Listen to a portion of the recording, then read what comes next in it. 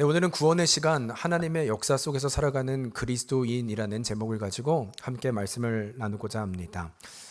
여러분, 책 제목인데요, 땅의 시간, 하늘의 시간이라고 하는 이 책에 보면 그리스도인의 삶의 특징에 대해서 한 가지를 설명하고 있는데, 그 중에 하나가 참된 그리스도인은 나의 시간에서 하나님의 시간으로 옮겨진 이들이다 라는 표현을 합니다. 나의 시간에서 하나님의 시간으로 옮겨진 이들, 인간의 시간을 넘어 하나님의 시간 속을 걷는 이들이 바로 진정한 그리스도인들의 특징이라는 것이죠.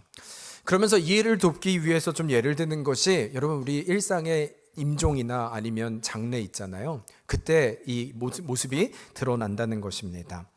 실제로 우리는 세상과 다르게 여러분, 고인 앞에서 단순히 슬퍼하거나 아파하는 것으로 그치지 않죠. 우리는 그 앞에서 찬양하고 예배를 드리고 있지 않습니까? 그런데 여기서 드리는 이 예배라고 하는 것 자체가 우리의 신앙의 고백이라는 거예요. 이 땅의 끝이 아니라 이 고인은 이제 이 땅에서 영원한 시간으로 옮겨졌음을 우리는 믿기에 찬양하고 예배하는 신앙의 고백이라는 것이죠. 여러분, 따라서 이런 관점으로 보면요, 구원이란 무엇인가 라는 질문을 할 때 이것을 시간의 혁명이라고도 부르는데요, 그리스도인의 정체성이란 결코 이 땅의 전부가 아니라 그 현실의 시간으로부터 불러내어 내 시간에서 하나님의 시간으로, 또 이 현실에서 하나님의 역사 속으로 살아가는 인생이 바로 우리의 그리스도인의 정체성임을 말해주고 있다는 것이죠. 여러분, 그래서 실제로 성경을 보면요, 이 의미가 맞는 것, 구원이 정말 이것이 맞다고 우리가 믿을 수 있는 것은, 구원의 이 역사, 구원의 여정의 시작도 보면 대표적인 인물이 바로 이 아브라함이거든요. 여러분, 아브라함을 하나님께서 그를 택하여 구원하였는데 이 시작을 기억하십니까? 그 창세기 12장 1절이에요. 12장 1절을 한번 같이 읽어볼까요? 시작. 여호와께서 아브라함에게 이르시되 나는 너의 고향과 친척과 아버지의 집을 떠나 내가 내게 보여줄 땅으로 가라. 여러분, 지금 우리가 아는 것처럼 이것은 바로 하나님께서 이 아브라함을 구원하는 그 시작의 장면을 보여주고 있는데, 메시지에 아주 정확하게 말씀하시죠. 시작을 보면 바로 너는 너의 고향과 친척과 아버지의 집을 떠나라 라는 것입니다. 다시 말하면 현재의 시간, 너가 현재에 처한 익숙한 상황, 그것으로부터 하나님은 불러내어 이제는 하나님의 시간과 하나님의 역사 가운데 내가 너를 집어넣고 구원하겠다라고 하는 하나님의 마음을 전하고 있다는 것이죠. 여러분, 아니면 여러분이 말씀드렸지만 출애굽 사건은 어떻습니까? 애굽의 그 상황에서 벗어난 그 일이요, 그때 여러 번 말씀드렸죠. 이 사건을 어떻게 해석한다고요? 이것이 바로 구원의 사건이라면 그들을 어둠에서 불러내어 주신 사건, 현실에서 그들을 끄집어 구원하신 사건, 이것이 바로 진정한 구원이라는 것입니다. 하나님의 역사 가운데, 하나님의 시간 가운데 옮겨진 이 모든 것, 그 이후로 구원의 모든 여정이 시작된 것을 저희는 기억하게 된다는 것이죠. 여러분, 아니면 하나만 더 들을까요? 그렇다면 이것이 다 구약이었다면 신약은 어떨까요? 여러분, 신약은 우리들과 좀 가까우니까 에베소서 5장 18절도 한번 다시 읽어볼까요? 함께 읽겠습니다. 시작. 술 취하지 말라, 오직 성령으로 충만함을 받으라. 여러분, 지금 이 구절을 볼 때 사실 이 구절 때문에 많은 오해가 있는데요, 꼭 어떤 분들은 이 구절을 보면서 굉장히 은혜 받으시는 분들이 있어요. 그러면 그렇지. 네. 왜냐하면 그러니까 이런 거예요. 봐라, 하나님이 언제 술을 마시지 말라 그랬냐, 취하지 말라 그랬지, 그래서 우리는 한잔해, 뭐 이런 거죠. 네. 여러분, 하나님께서는 하라, 하지 말아라 명령하신 거 성경에 되게 많거든요. 그런 분들은 그런 건 하나도 안 따라요. 근데 이럴 때만 꼭 그 말씀을 택해서 은혜를 받는 분들이 있는데요. 여러분, 그러나 이 구절을 그런 식으로 해석하면 잘못 해석하고 있는 거예요. 지금 그 말을 하고 있는 것이 아닙니다. 왜냐하면 여기서 술 취하지 말라라고 하실 때의 핵심은 사실 그 의미 자체도 있지만 그 뒤에 나오는 이유를 말하는 것인데, 바로 이는 방탕한 것이니에 요점이 있기 때문이에요. 무슨 말이냐면, 여러분, 여기서 이는 방탕한 것이니 할 때 방탕의 의미는 조금 전 말씀드렸죠. 구원은 뭐라고요? 시간으로부터, 환경으로부터 건져내는 것이라고. 근데 이 방탕이라는 단어 뜻은 이와 반대되는 것입니다. 건져내지 못한 자들이라는 뜻을 갖고 있다는 거예요. 그러니까 이 말은 지금 여러분, 에베소서는 에베소 교회의 교인들에게 보낸 거잖아요. 그리스도인들에게 보낸 거잖아요. 이렇게 말할 수 있는 것이죠. 형제들이여, 진정한 그리스도인이란 세상에서부터 건짐을 받은 우리들이지 않습니까? 그럼에도 불구하고 당신들은 어찌하여 지금 술에 취하여 여전히 음란하고 방탕한 세관에 마치 구원받지 못한 사람들처럼 여전히 갇혀 있습니까? 그렇다면 이제 그리스도인인 당신들에게 다시 말할 때 너희는 술 취하지 마십시오. 너희는 이 세상에 건짐을 받은 자들이라면 이제는 그것으로부터 구원받은 자로 나오십시오 말하고 있는 거예요. 여러분, 그렇다면 지금 이 개념에서도 동일한 것이죠. 진정한 구원의 의미는 뭘 얘기하는 거예요? 그리스도는 누구냐 할 때 이 세상에서 방탕한 사건으로부터 건짐받은 인생, 이 세상의 시간에서 하나님의 시간으로 옮겨진 인생이 바로 진정한 구원의 인생임을 말씀이 우리에게 증거하고 있다는 것입니다. 여러분, 따라서 지난 우리 수요일과 또 어제도 마침 안식일 본문이었거든요. 예배 때 그런 얘기를 나눴습니다. 여러분, 안식일의 의미가 뭐라고 했어요? 십계명의 안식일을 지키라 뭐라고 했습니까? 이 안식일은 결코 내가 하나님이니까 너 내가 권위를 알지? 반드시 너희는 지켜야만 돼. 이 의미가 아니라고 했어요. 왜냐하면 그 이후에 창조에 대한 말씀을 하셨는데 하나님께서 6일을 만드시고 창조하시고 7일째 쉬셨다는 것이죠. 어제 오신 분들 기억하세요? 8일째 하나님은 뭐 하셨을까요? 예, 쉬셨다 그러면 어제 안 오신 분들 뭐 하셨을까요? 아무것도 안 하셨다 하신 분들은 어제 오신 분들. 네. 쉬신 게 아니라 아무것도 안 하셨다고요. 동일한 의미 같은데 어떻게 다르냐면 여러분, 6일째 하나님은 창조하시고 보시니 좋았더라 말씀하셨죠. 그것이 의미하는 것은 하나님의 완성과 완전함을 뜻하고 있는 거예요. 여러분, 완전함이란 것은 그 위에 완전한 그림에 제가 붓으로 그 줄을 걷는 순간 완전하는 개념은 깨지는 것입니다. 따라서 하나님은 이미 완전한 나라를 만드셨고 그 다음에 안식일 지켜라 말씀하신다면 이것이 우리에게 주시는 메시지는 너무나 분명해요. 안식일에 무엇을 기억한다?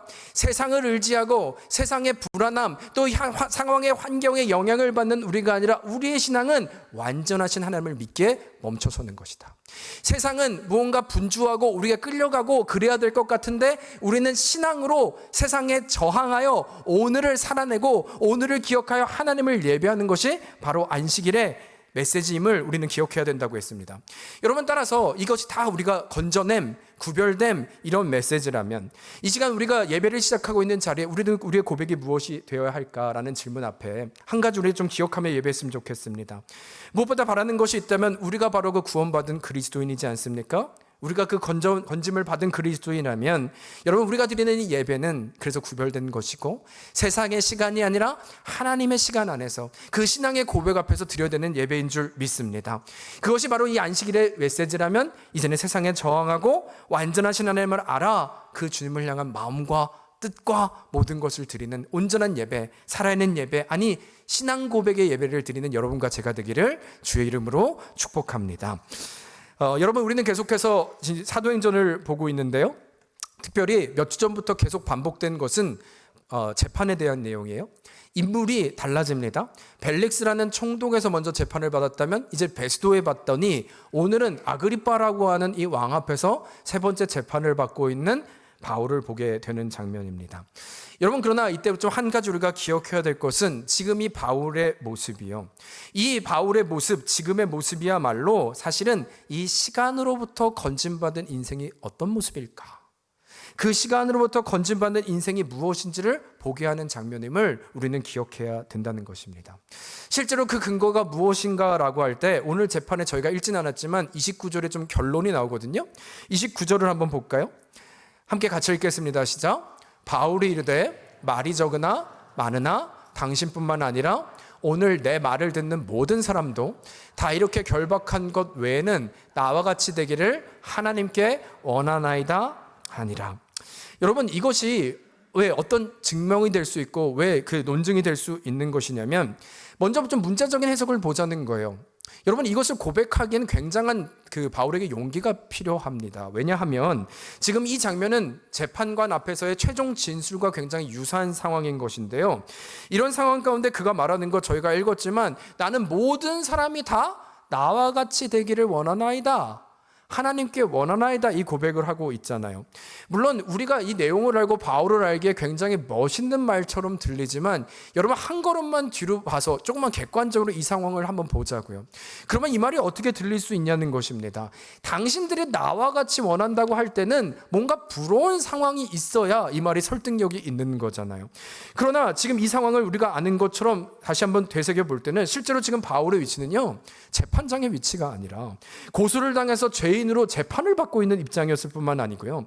또한 지난 시간에도 말씀드렸지만 지금 이 벨릭스부터의 재판 기간이요, 사도행전으로서는 몇 장 되지 않지만 벌써 2년이라는 시간이 지난 상태입니다. 재판이 끝나지 않고 계속 죄인의 신분이라는 거예요. 여러분 그 시간 동안 재판만 받는다고 생각해 보면 지칠 대로 지치지 않았겠습니까? 피하고 싶은 상황이지 않았겠습니까? 이것이 뭔가 담고 싶은 상황과는 전혀 어울리지 않는다는 것이죠. 따라서 어떻게 보면 지금 당신들이 나와 같이 되길 원한답니다, 이 말은 이 단어만 뽑아서 들으면 저주인 거예요. 말이 되지 않는 거예요. 잘못된 메시지처럼 들릴 수 있는 구절입니다. 상식적으로 생각해봐도 말이 되지 않는 말을 지금 바울이 하고 있다는 것이죠.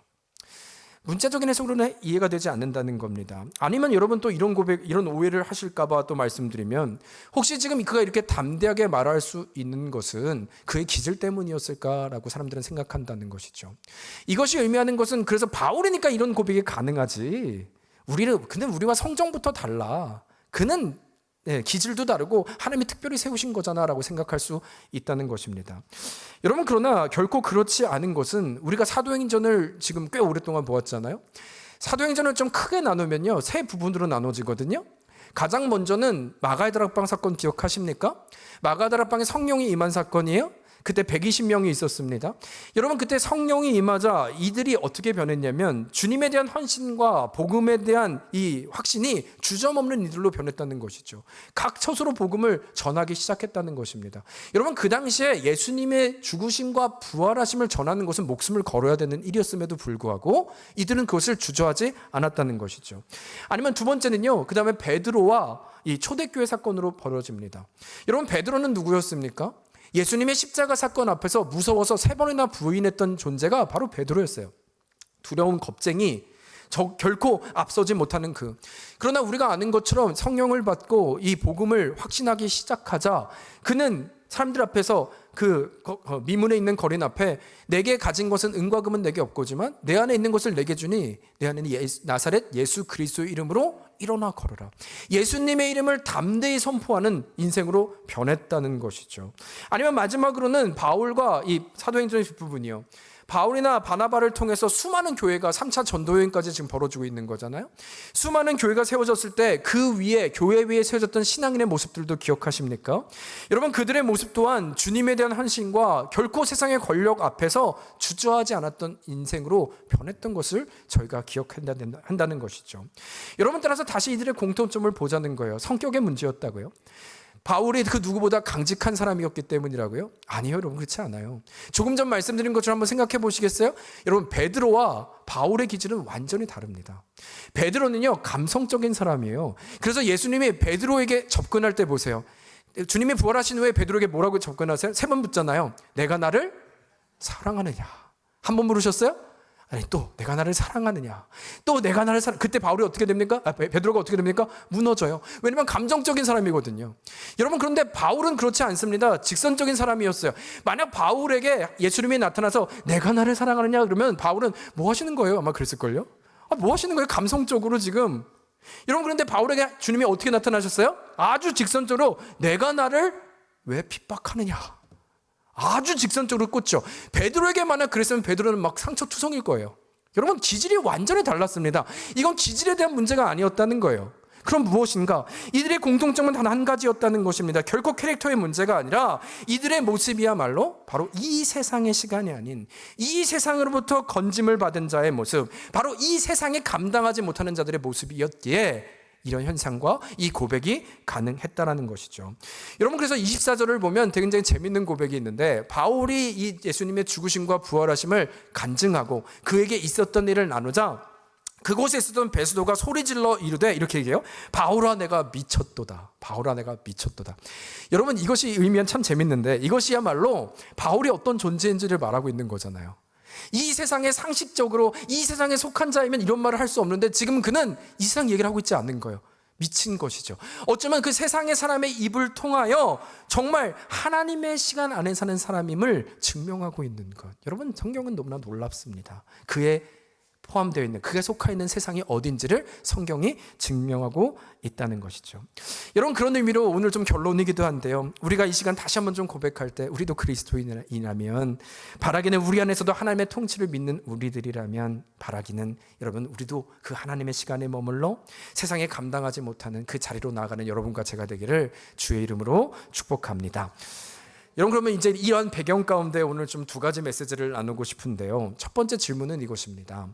여러분, 그렇다면 도대체 바울은 무엇을 믿고 의지하는 삶을 살았기에 이러한 신앙이 가능했던 것일까요? 무엇이 그로 하여금 이 현실이 아닌 그 시간에서 건짐을 받아 당신들도 나와 같이 되기를 원합니다 라는 이 고백, 세상에 감당하지는 못하는 자로 나아갈 수 있었던 것일까 하는 것입니다. 여러분, 이에 우리가 첫 번째 기억해야 될 메시지는요, 역사의 주관자가 되시는 하나님의 이 말씀에 대한 확신과 간증의 인생이 되었기 때문이라는 거예요. 다시 말하면 바울이야말로 아는 것과 믿는 것이 하나 되는 것, 이 직접적인 체험과 확신이 그의 인생 가운데 주저하지 않는 인생으로 나아가게 한 힘이 되었다는 것입니다. 여러분, 그래서 좀 오늘 내용을 보면 이제 아그리빠가 재판을 하면서 바울에게 기회를 주거든요. 말할 기회를 주거든요. 이 내용을 좀 세 가지로 요약할 수 있습니다. 먼저는 6절과 7절인데요. 이렇게 얘기를 해요. 이제도 이제 서서 심은 받는 것은 하나님이 우리 조상에게 약속하신 것을 바라는 까닭이니 이 약속은 우리 12지파가 밤낮으로 간절히 하나님을 받들어 섬김으로 얻기를 바라는 바인데, 아그리빠 왕이여, 이 소망으로 말미암아 내가 유대인들에게 고소를 당하는 것이니이다. 지금 이 첫 번째 말을 하는데 요점을 말씀드리면, 내가 이곳에 갇힌 이유는 마지막에 이 소망 때문인데, 이 소망은 뭐냐면 아주 오래전부터 지금 나는 이 소망이 유대인들이 말하는 것과 내가 믿는 것이 다른 것이 아니라, 다른 종교를 말하는 것이 아니라 아주 오래전부터 우리 유대인들에게는 하나님으로부터 주어진 약속이 있는데, 그 약속은 이 땅에 메시아가 온다고 하는 소망인 것이다. 그런데 나도 그것을 몰랐다. 근데 깨닫고 보니 하나님께서 오래전에 하신 약속과 예수 그리스도가 메시아라는 것은 같은 메시지였다. 또 그분이 죽으시고 살아나셔서 부활하심으로 말미암아 우리에게 참 소망이 되셨습니다. 나는 이것을 전하였는데 이것이 바로 고소를 당한 이유가 되겠다. 그 얘기를 지금 설명하고 있는 것이죠. 그런가 하면 두 번째 내용은 이런 것입니다. 9절이에요. 9절. 자신의 얘기를 합니다. 그런데 나는 이 내용 중에 무엇이 가장 중요하냐면, 나의 상태였는데 나도 나사렛 예수의 이름을 대적하여 많은 일을 행하여야 될 줄 스스로 생각하였다는 거예요. 그러니까 나도 어떤 존재였다? 이들과 동일한 존재였다. 나도 그래서 진정한 메시아를 몰랐기에 대적하고 핍박하고 잘못한 일을 잡아오는 것이 나의 일일로 알았던 사람이 바로 나였습니다 라고 지금 바울은 고백하고 있는 것이죠. 그런데 그에게 그런 일이 일어났다면 이제는 세 번째인데요, 14절과 17절입니다. 이런 완전 간증의 그 순서죠. 이전의 나의 모습과 주님을 만난 사건과 어떻게 되었는지. 14절과 17절인데요, 제가 먼저 읽을게요. 우리가 다 땅에 엎드려 주매 내가 소리를 들으니 히브리 말로 이르되, 사울아 사울아 내가 어찌하여 나를 박해하느냐, 가시체를 뒷발질하기가 내게 고생이니라. 내가 대답하되 주님 누구시니까? 주께서 이르시되 나는 내가 박해하는 예수라. 함께 읽을까요? 시작. 일어나 너희 발로 서라. 내가 내게 나타난 것은 곧 내가 나를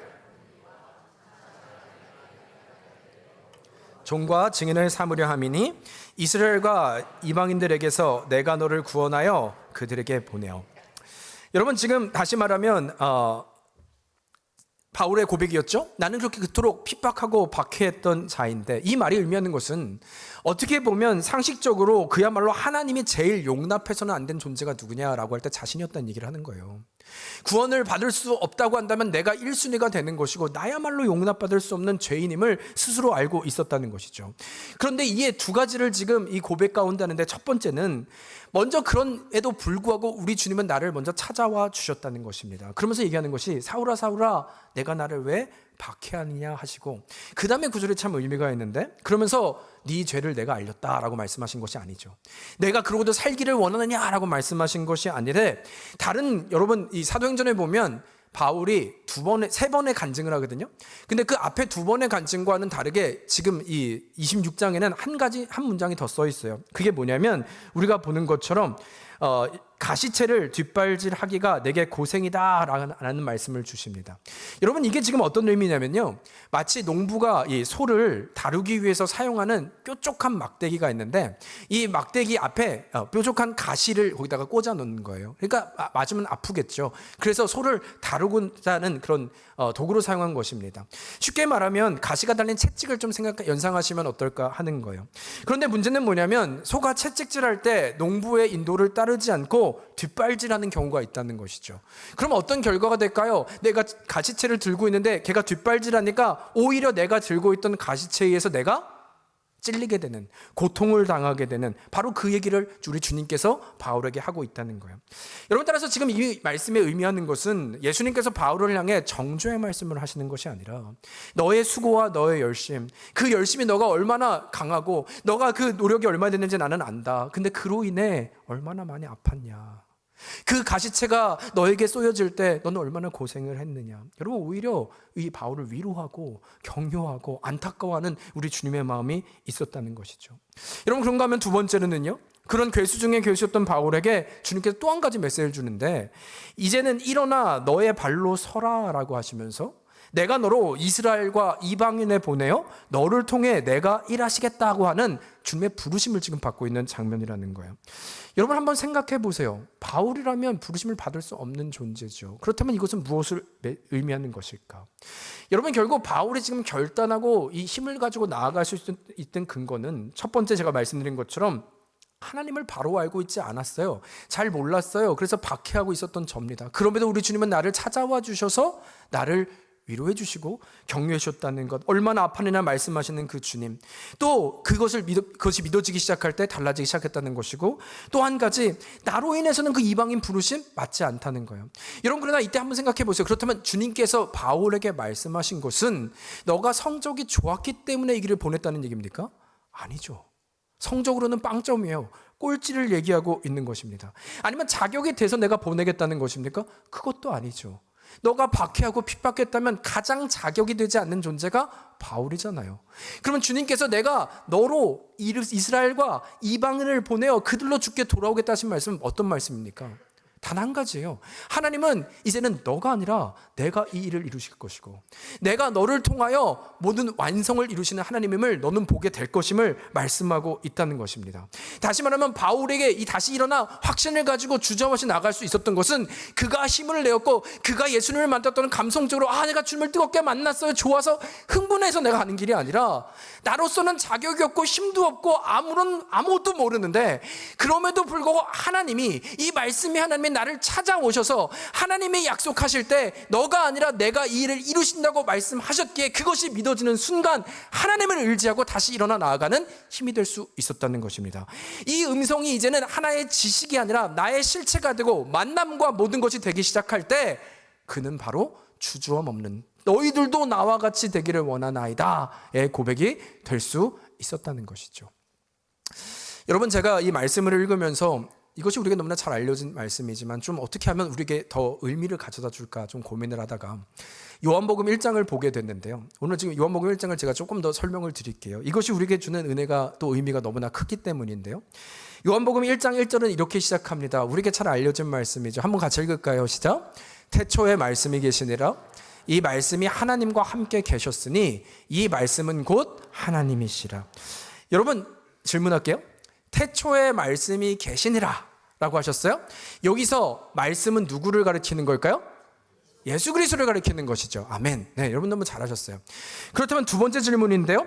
지금 이 태초에 말씀이 계시니라는 이 구절은 하나님께서 예수님을 이 땅에 보내신 이유와 목적을 사실 설명하고 계신 거거든요. 그 목적은 뭐냐면, 왜 그렇다면 예수님을 말씀이라고 하셨을까요? 말씀이 되어 이 땅에 보내신 이유가 무엇일까? 이 질문을 드리는 것입니다. 여러분, 한번 생각해 보세요. 말씀의 역할이 뭐예요? 우리가 말씀을 듣는, 말씀 이것도 있지만 제 말을 듣는 건 뭘 하기 위한 것입니까? 말을 전하는 자의 의도를 깨닫게 하기 위함이죠. 깨닫게 하기 위함. 다시 말하면 아무리 하나님의 말씀, 선지자를 통해서 예언자를 통해서 말씀을 하셨어도 무지한 인간이 깨달았습니까? 깨닫지 못했습니까? 못했죠. 그러니까 바벨론 포로까지 끌려갔던 거잖아요. 아무도 들을 수 없었다는 것입니다. 그렇다면 하나님의 뜻을 가장 잘 아는 분이 누구다? 하나님이시다. 이제는 그래서 말씀이 육신이 되어 이 땅 가운데 우리에게 분명한 말씀을 주시기 위해서 이 땅에 말씀으로 오신 예수 그리스도, 그 목적을 말하고 있다는 거예요. 이것이 실제로 맞는 것은 요한복음 1장 18절도 보시겠어요? 여러분 좀 공부하는 것 같아 죄송한데 한 번 더 읽겠습니다. 시작. 본래 하나님을 본 사람이 없으되 아버지 품속에 있는 독생하신 하나님이 나타내셨느니라. 여러분 이 구절을 보세요. 본래 하나님을, 그러니까 아버지 품속에 있는 독생자 하나님이 나타나셨다, 오셨다, 그 얘기를 하는 거잖아요. 그러면서 이유가 뭐냐면 본래 하나님을 본 사람이 없기 때문이라는 거예요. 여러분 본래 하나님을 본 사람이 없기 때문에 어떤 일이 일어났습니까? 말씀드린 대로 지금 바울의 모습이죠. 하나님의 말씀을 정확히 깨닫지 못하니까 하나님 선지자들, 예언자들, 하나님의 사람들을 죽이고, 심지어 메시아, 구약의 예언된 메시아이신 예수 그리스도가 왔음에도 불구하고 그를 십자가에 처형까지 한 어리석은 일들이 있지 않았습니까? 왜? 하나님을 본 사람이 없었기 때문인 것이죠.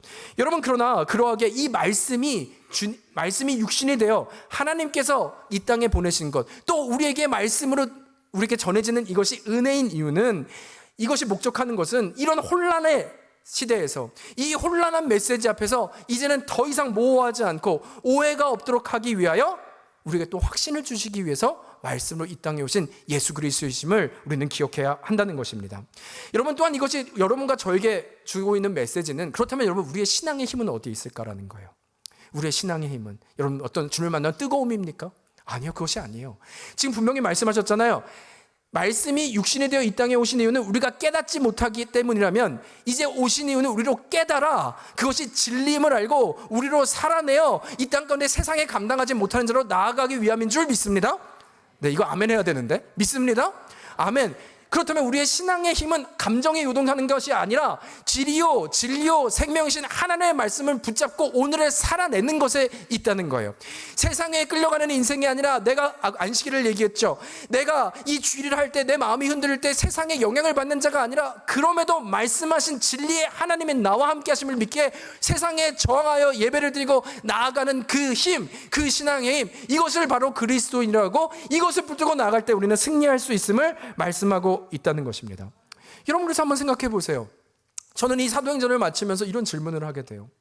아니 초대교회도 교회고 이 땅에 수많은 교회도 교회인데, 하나님의 교회인데, 그때는 이렇게 강력하고 그때는 이렇게 놀라운 일들이 있었는데 왜 지금 이 땅의 교회는 점점 약해지는 소리만 들리는 것일까? 여러분 저는 어쩌면 그 이유 중에 하나는 바로 말씀드린 대로 이 하나님이 깨닫지 못하여 진리 가운데 이 땅에 오셨음에도 불구하고, 이전에 바울이었죠.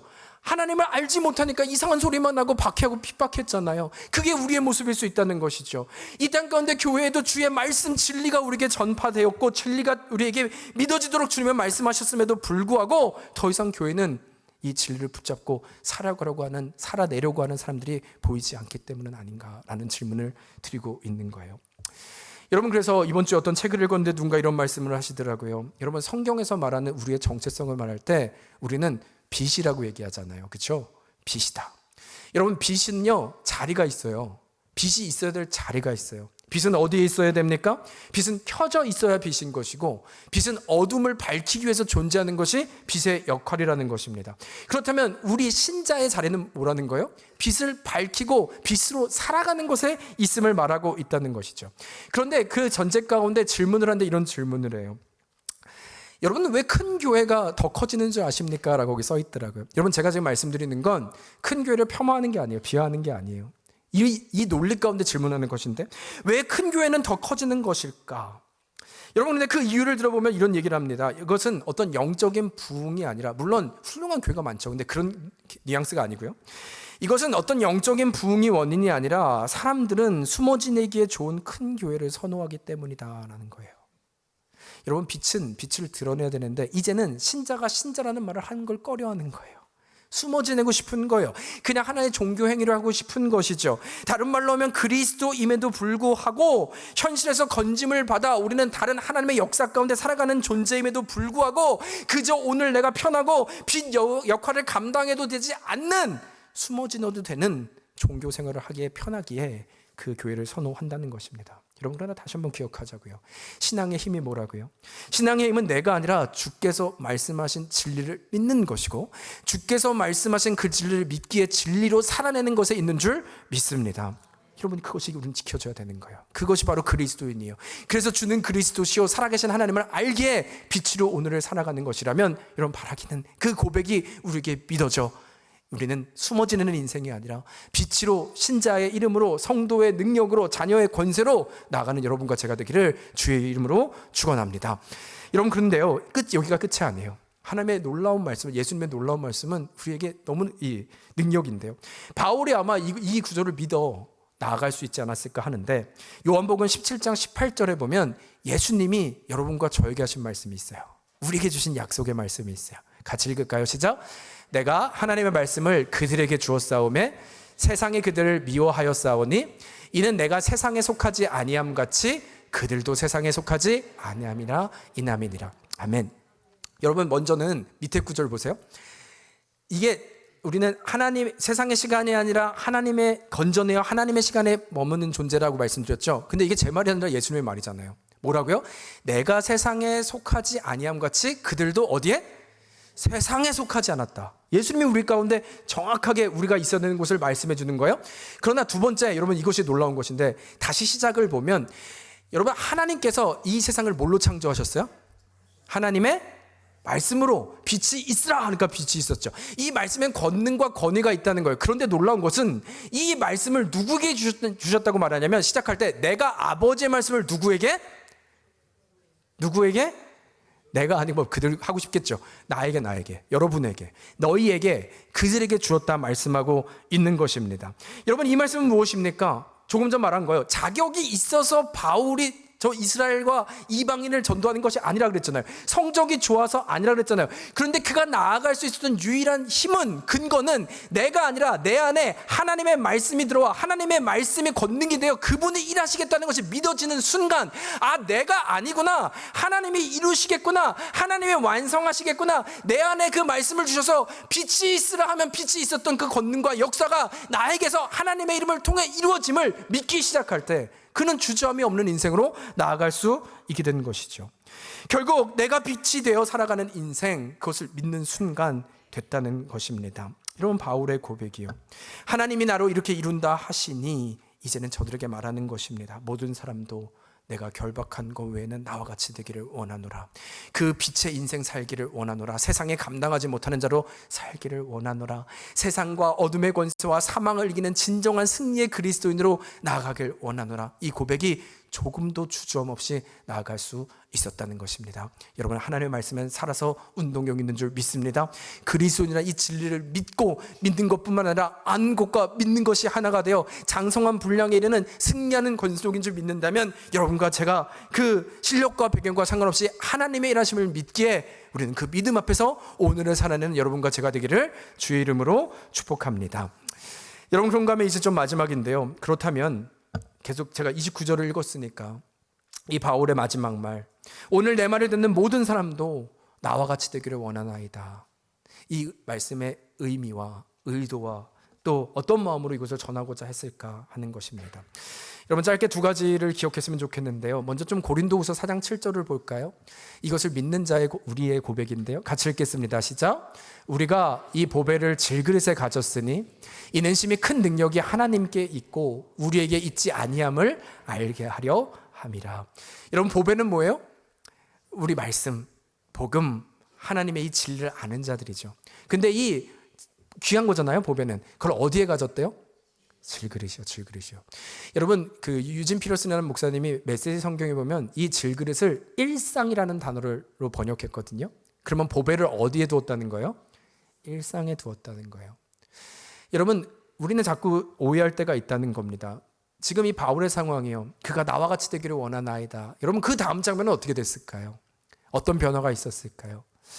죄송하지만 우리가 아는 드라마나 영화를 보면 극적인 반전이 필요한데 지금은 아무 일도 없습니다. 다시 일상으로 돌아간다는 것입니다. 여러분, 우리 주님께서 우리에게 말씀하시는 건, 저도 좀 그런 설교했으면 좋겠어요. 보상이 있습니다. 여러분 그 선포가 있으면, 그 고백이 있으면 여러분 하나님이 기억하시고 다 갚아주십니다. 저도 이런 고백 좀 했으면 좋겠어요. 근데 성경이 고백하는 것은 우리는 그 보배가 있잖아, 우리는 그 진리를 알잖아. 그러면 그렇다면 우리의 자리는 그것을 아는 자로 오늘을 살아가는 거야 라고 말씀하고 있는 거예요.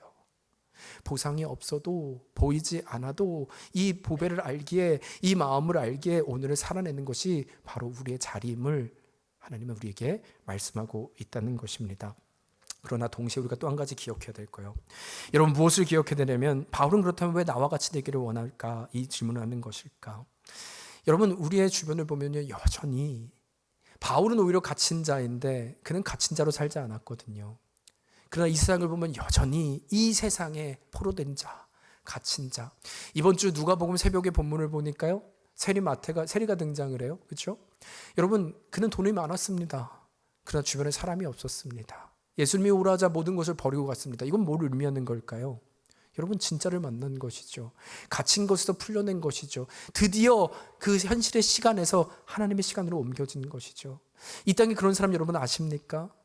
내가 건강이 두려워 아무것도 못하고 있는 사람, 진정한 자유함이 없는 사람, 아니면 내 종교심으로 인해서 갇혀있는 사람. 이에 우리 주님은 말씀하세요. 수고하고 짐진 자들아 다 어디로요?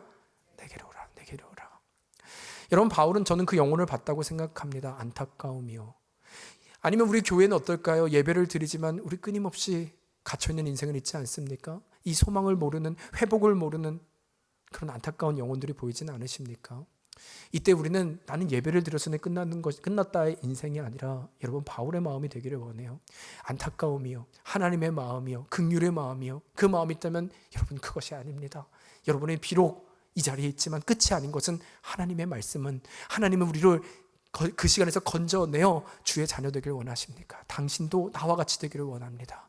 이 고백이 흘러갈 수밖에 없다는 것이죠. 여러분, 저는 이 놀라운 고백이 있는, 나와 같이 되기를 원한다는 나의 하나님의 이 심장을 갖고 나아가는 것이 바로 여러분의 가정이 되었으면 좋겠습니다.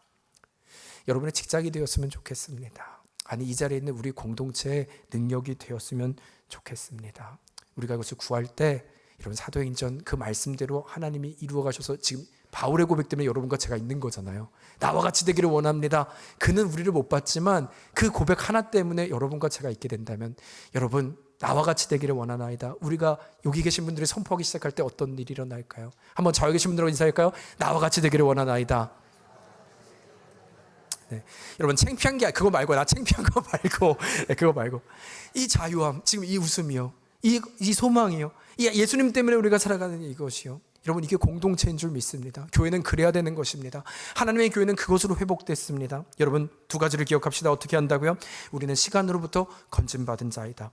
빛은 비춰야 될 장소가 있어야 되는 것이고, 이 어둠을 패하기 위해서 우리는 존재하는 것입니다. 그를 위해 우리는 내가 아니라 나에게 말씀하신 하나님이 이제는 나로 말씀이 되게 하여 이 모든 것을 이루어 가신다고 믿는다면, 말씀과 진리가 기준이 되어 살아가는 것이 바로 우리의 자리라는 것입니다. 두 번째, 시간이 구원이라면 어떻게 된다고요? 보배를 나의 질그릇 일상에 가져가는 거예요. 나는 어떤 특별한 것을 바라는 것이 아니라, 아니면 나는 예배를 들었으니까 끝나는 것이 아니라 이 보배를 알았기에 나의 삶까지 가져와 이 보배를 아는 자로, 질그릇으로 일상으로 살아내는 것. 또 어떤 마음으로요? 그들도 같이 보배를 알게 원하는 마음. 하나님 은혜를 더하여 주시옵소서. 바울도 그 고백으로 내가 존재했다면, 이제는 우리의 고백으로, 나의 고백으로 부족하지만 하나님, 이들도 나와 같이 되게 하여 주시옵소서. 우리 가운데 아직 주님을 모르는 가족들이 있습니까? 자녀들이 있습니까? 이런 포기하지 맙시다. 하나님은 나와 같이 원합니다. 이 고백 하나로 인도하시는 하나님이신 줄 믿습니다. 이 고백으로 나아갈 때 하나님은 일하고 계십니다. 역사하십니다. 그 역사를 바라보아 승리하며 돌아오는 여러분과 제가 되기를 주의 이름으로 축복합니다. 여러분, 이 시간 우리 그런 마음으로 좀 같이 찬양할까요?